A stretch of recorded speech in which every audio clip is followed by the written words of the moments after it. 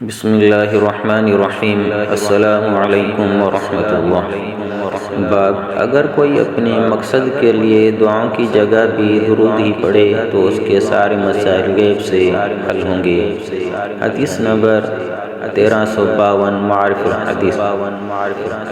عن ابی بن کعب رضی اللہ تعالی عنہ قال قلت یا رسول اللہ انی اکثر الصلاة علیک فکم اجعل لک من صلاتي فقال ما شئت قال قلت الربع قال ما شئت فإن زدت فهو خير لك قلت النصف قال ما شئت فإن زدت فهو خير لك قال قلت فالثلثين قال ما شئت فإن زدت فهو خير لك قلت أجعل لك صلاتي كلها قال إذن تكفى همك ويغفر لك ذنبك رواه الترمذی۔ ترجمہ: حضرت ابی بن کعب رضی اللہ تعالی عنہ سے روایت ہے کہ میں نے رسول اللہ صلی اللہ علیہ وسلم کی خدمت میں عرض کیا، میں چاہتا ہوں کہ آپ صلی اللہ علیہ وسلم پر درود زیادہ بھیجا کروں، یعنی اللہ تعالیٰ سے آپ صلی اللہ علیہ وسلم پر صلاۃ کی استدعا زیادہ کیا کروں۔ آپ صلی اللہ علیہ وسلم مجھے بتا دیجئے کہ اپنی دعا میں سے کتنا حصہ آپ صلی اللہ علیہ وسلم پر صلاۃ کے لیے مخصوص کر دوں، یعنی میں اپنے لیے دعا کرنے میں جو وقت صرف کیا کرتا ہوں اس میں سے کتنا آپ صلی اللہ علیہ وسلم پر صلاۃ کے لیے مخصوص کر دوں۔ آپ صلی اللہ علیہ وسلم نے فرمایا جتنا چاہو۔ میں نے عرض کیا کہ میں اس وقت کا چوتھا حصہ آپ صلی اللہ علیہ وسلم پر صلاۃ کے لیے مخصوص کر دوں گا۔ آپ صلی اللہ علیہ وسلم نے فرمایا جتنا تم چاہو، اور اگر اور زیادہ کر دو گے تو تمہارے لیے بہتر ہی ہوگا۔ میں نے عرض کیا کہ تو پھر میں آدھا وقت اس کے لیے مخصوص کرتا ہوں۔ آپ صلی اللہ علیہ وسلم نے فرمایا جتنا چاہو، اور اگر اور زیادہ کرو گے تو تمہارے لیے بہتر ہی ہوگا۔ میں نے عرض کیا کہ تو پھر میں اس میں سے 2/3 وقت آپ صلی اللہ علیہ وسلم پر صلاۃ کے لیے مخصوص کرتا ہوں۔ آپ صلی اللہ علیہ وسلم نے فرمایا جتنا تم چاہو کر دو، اور اگر زیادہ کر دو گے تو تمہارے لیے خیری کا باعث ہوگا۔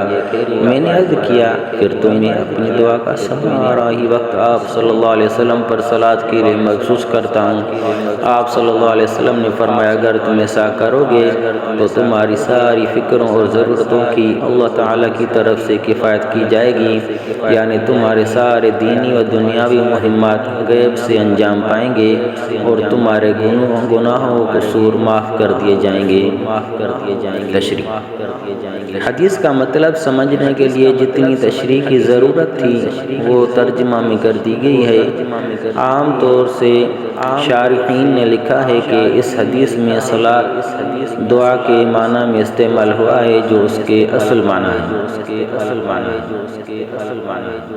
حضرت ابی بن کعب رضی اللہ تعالی عنہ کثیر الدعوات تھے، اللہ تعالیٰ سے بہت دعائیں مانگا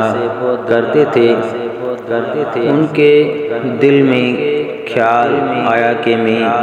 اللہ تعالیٰ سے جو دعائیں مانگتا ہوں اور جتنا وقت اس میں صرف کرتا ہوں اس میں سے کچھ وقت رسول اللہ صلی اللہ علیہ وسلم پر صلاۃ کے لیے،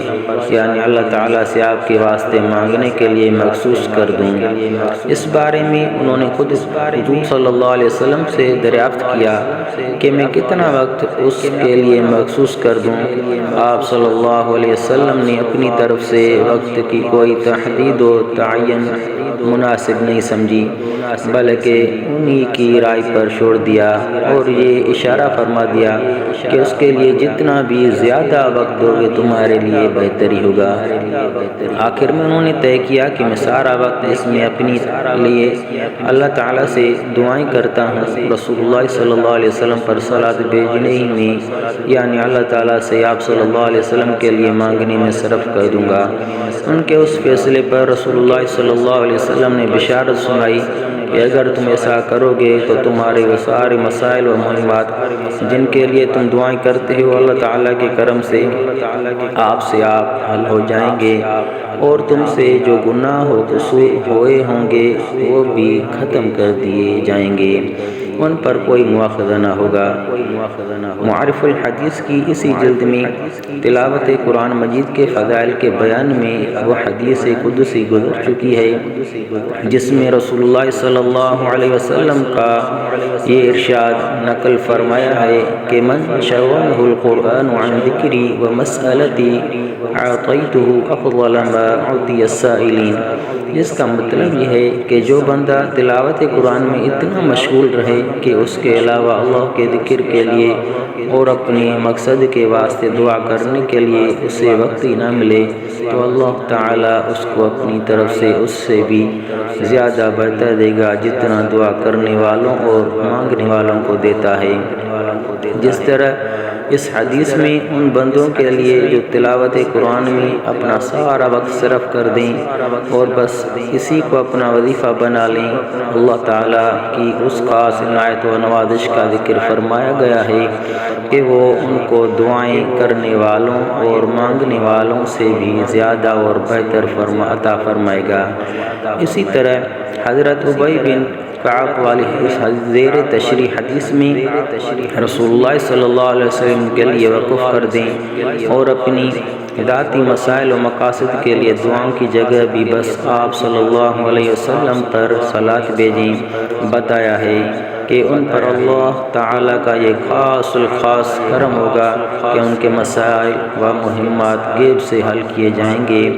اور ان کے گناہ دھو ڈالے جائیں گے۔ اس کا راز یہ ہے